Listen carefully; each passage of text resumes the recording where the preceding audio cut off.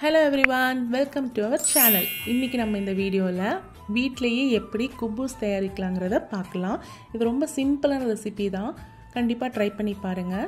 First step பாத்தீங்கன்னா நம்ம east ஃபெர்மென்ட் பண்ண போறோம். இப்போ ஒரு கிளாஸ் எடுத்துக்கோங்க.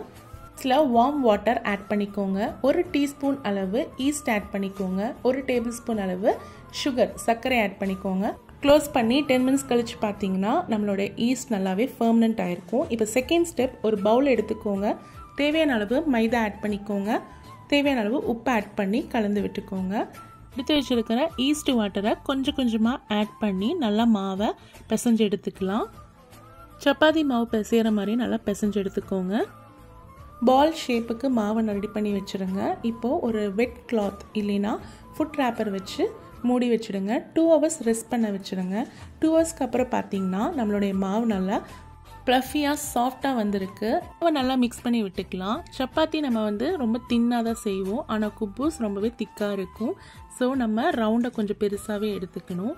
பால் ஷேப்புக்கு பெரிய ரவுண்டாக நம்ம எடுத்து வச்சுக்கலாம். இப்போது எடுத்து வச்ச ஒவ்வொரு ரவுண்டையும் நம்ம ரோல் பண்ணி எடுத்துக்கலாம். பேன் சூடானதும் நம்மளுடைய குப்பூஸை ஆட் பண்ணிக்கலாம். ஃபர்ஸ்ட் 2 மினிட்ஸ் நம்மளுடைய குப்பூஸில் லைட்டாக பபிள்ஸ் வரும், திருப்பி போட்டுருங்க. செகண்ட் சைடும் பபிள்ஸ் வந்ததும் திருப்பி போட்டுருங்க.